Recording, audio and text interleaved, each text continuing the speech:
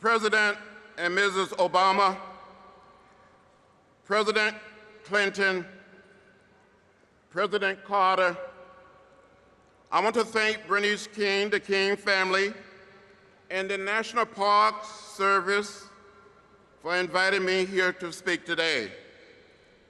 When I look out over this diverse crowd and survey the guests on this platform, it seemed to realize what Otis Redding sang about and what Martin Luther King Jr. preached about.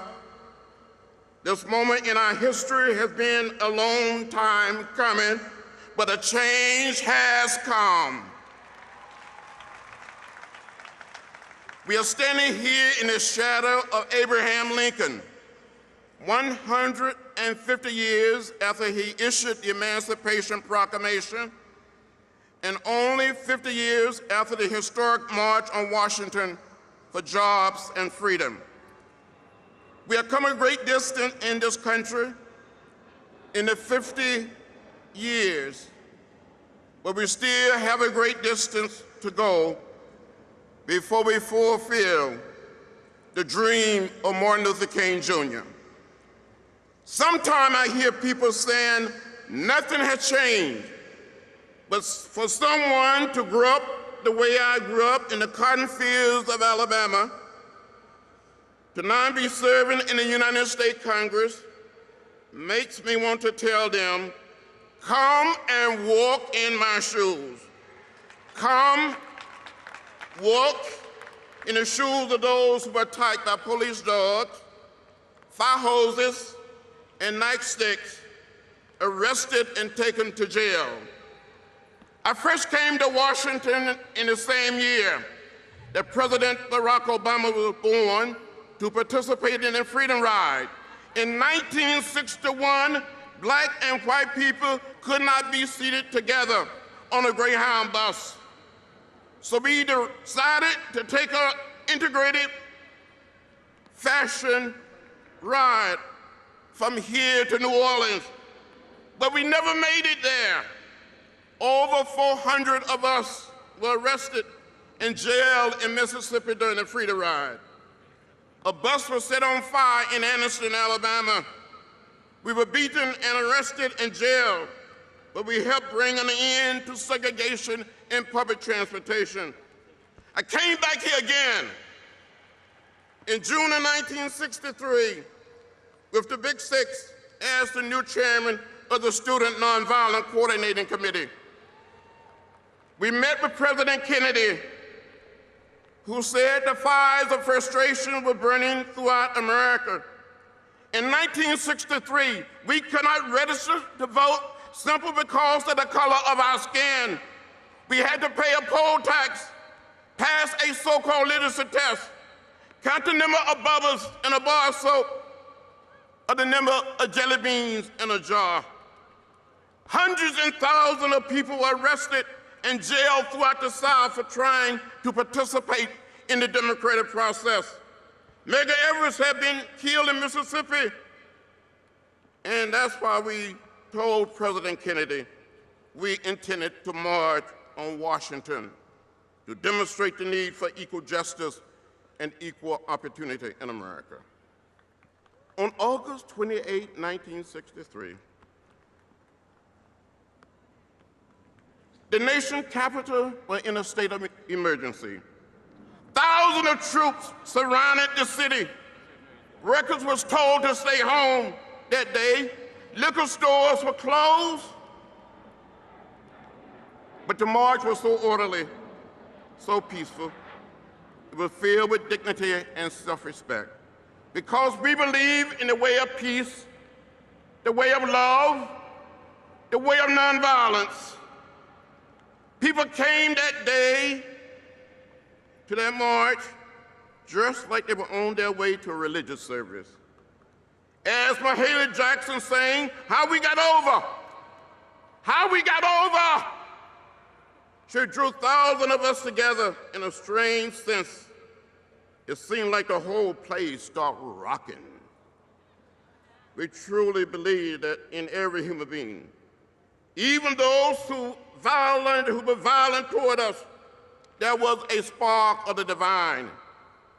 And no person had the right to scar or destroy that spark. Martin Luther King Jr. taught us the way of peace, the way of love, the way of nonviolence. He taught us to have the power to forgive, the capacity to be reconciled. He taught us to stand up, to speak out, to find a way to get in the way. People were inspired by that vision of justice and equality, and they were willing to put their bodies on the line for a greater cause, greater than themselves. Not one incident of violence was reported that day. A spirit had engulfed the leadership of the movement and all of its participants.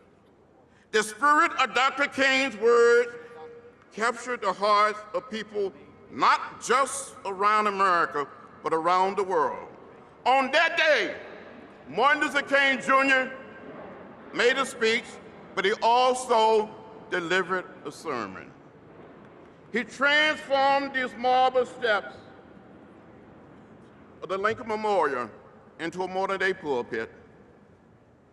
He changed us forever. After the ceremony was over, President Kennedy invited us back down to the White House. He met us standing in the door of the Oval Office, and he was beaming like a proud father. As he shook the hands of each one of us, he said, "You did a good job. You did a good job." And he said to Dr. King, "And you had a dream." 50 years later, we can ride anywhere we want to ride. We can stay where we want to stay. Those signs that said white and colored are gone, and you won't see them anymore. Except in a museum, in a book, on a video. But there's still invisible signs, barriers in the hearts of humankind that form a gulf between us. Too many of us still believe our differences define us instead of the divine spark that runs through all of human creation. The scars and stains of racism still remain deeply embedded in American society. Whether it is stop and frisk in New York or injustice in the Trayvon Martin case in Florida. The mass incarceration of millions of Americans, immigrants hiding in fear in the shadow of our society, unemployment, homelessness, poverty, hunger, or the renewed struggle for voting rights. So I said to each one of us today, we must never, ever give up. We must never, ever give in.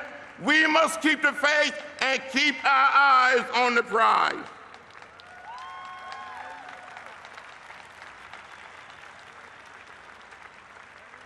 We did go to jail,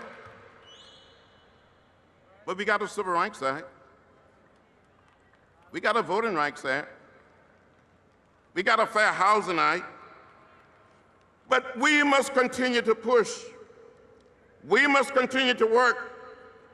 As the late A. Philip Randolph said, the organizer of the march in 1963. And the dean of the Civil Rights Movement once said, "We may have come here on different ships, but we all are in the same boat now." So it doesn't matter whether we're black or white, Latinos, Asian American, or Native American, whether we are gay or straight, we are one people, we are one family, we all live in the same house, not just the American house, but the world house. And when we finally accept these truths, then we will be able to fulfill Dr. King's dream, to build a beloved community, a nation and a world at peace with itself, Thank you very much.